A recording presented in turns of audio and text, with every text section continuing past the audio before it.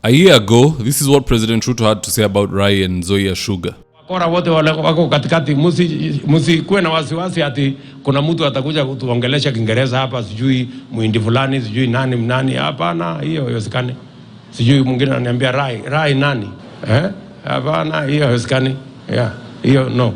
Hii ni mali ya wananchi na hatuwezi kukubali mtu ambaye ata take advantage of people in this region. Nobody is going to take advantage of anybody. The government of Kenya is going to make sure that the right thing happens. Now, a few moments later, this is the tweet that the Ministry of Agriculture put out, and I quote, West Kenya Sugar injects 5.6 billion into Nzoia Sugar Factory renovation after official takeover. West Kenya Sugar Company, under the leadership of Chairman Jaswant Rai, has officially taken over operations at Nzoia Sugar Factory. And here are the images attached to the tweet.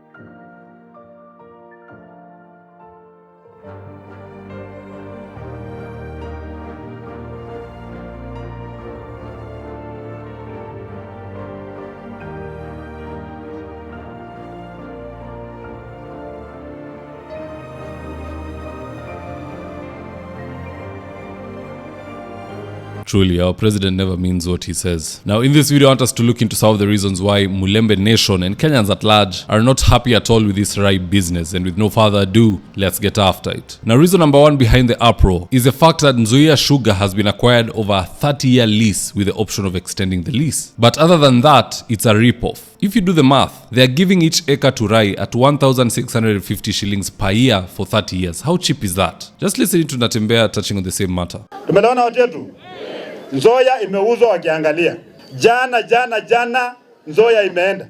Wameuza Nzoia. Na watu wa ututu hapa, wengi ututu hapa na Jalicha waliwacha mashamba yao Bungoma, wakawajia hiyo factory wakatolewa kule. Saa hizi imeuzwa. Alafu napata kiongozi anasema kuna tofauti ya kukodesha na kuuza. Mtu alikodesha shamba kwa miaka 30 si ameuza jamani.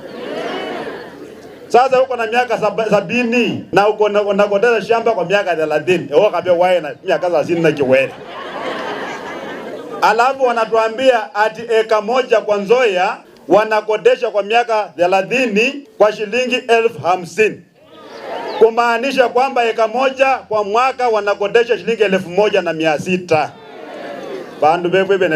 Mimi sijui ni wapi hii Kenya mtu anaweza komboa shamba na pesa ya 1,650. Hiyo ni pesa inanunua mzinga, ama ni pesa ambayo inanunua longi. You go to your favorite outlet and you go get a pair of jeans. That is the cost per acre per year ambayo imepeanwa kule kwa kina Rai. And the president wonders why people make noise. Where on this earth? Where? And this is a business venture. This is not like it is barren land ambayo hakuna kitu inaendelea. So you're the one bringing value, you're laying down the roads, electricity and so on. No, this is corruption at its highest. And such deals need to be passed by the National Assembly and the Senate where common sense is common. National Assembly watu wanafikiria na tumbo. Because turns out, people wonder why MPs in specific are easily bought. It's because the paycheck is so small. When you earn $1 million, you have to find creative ways to steal money. Because it is $1 million with a lot of burden. There is that lifestyle, lazima ukuwe na gari fulani, you have a PA, you have you have a media person, so on and so forth. They end up with very little and that's why they can be bought. So such deals kama hii Nzoia Sugar, it should not only pass the National Assembly, but also the Senate where common sense is common. Because otherwise mtu atakuwa ananunua shamba na pesa ya Gilbis. That means every drunkard watching this video today could be having 50 or 100 acres depending on ni mzinga ngapi umekunywa tangu utane 18. Anywho,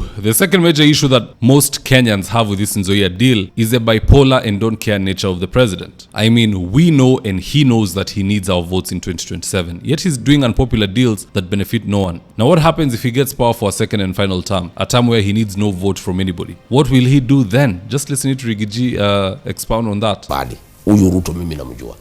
Mimi naambia wa Kenya, kama vile William Ruto anatendea wa Kenya saa hii. Na hajali. Nchi inaporwa hajali. Kila kitu imeharibika hajali. Anaendelea tu. Sasa tukifika hapa Nzoia Sugar imeuzwa. Chemelil imeuzwa. Na hajali na anahitaji kura za Wakenya. Mimi nauliza swali, ile kitu inanisumbua kama ni kilala usiku. Kama anafanya hivi, akihitaji kura ya Wakenya na akipata second term saidi hahitaji hao, hakutakuwa na nchi hapa. Atauza nchi yote. Atachukua kila kitu. Tumeona juzi mashamba ya pale ya Kipsigis pale Narok amechukua 6,000, eka 6,000. Watu wameuawa pale. Na ni watu ya jamii yake. Mpaka wa leo haja tu marabirabi ya kwamba watu waliuawa pale. Unaona? So mimi nataka kuwahisi wa Kenya tukue waangalifu sana.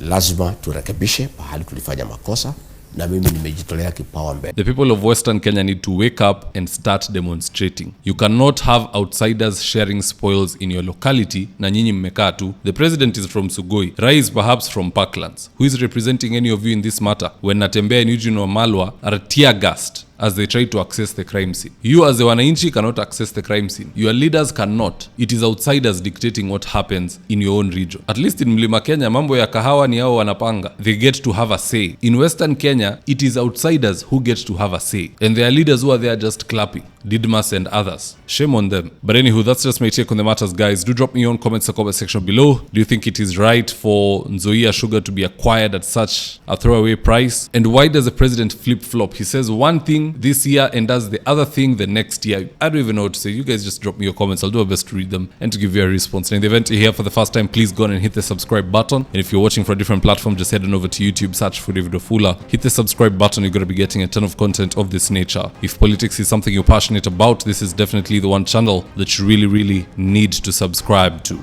Alright guys, adios.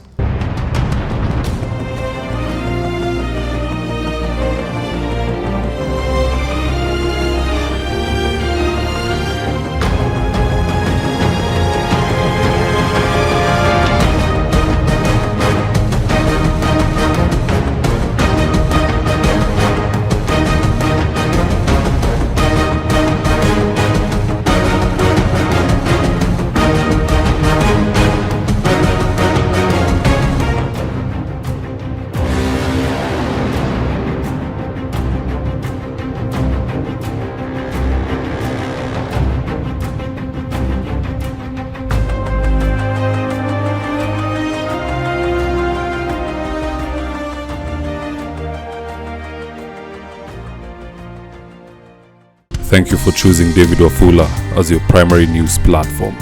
We put countless hours in research, recording, and editing.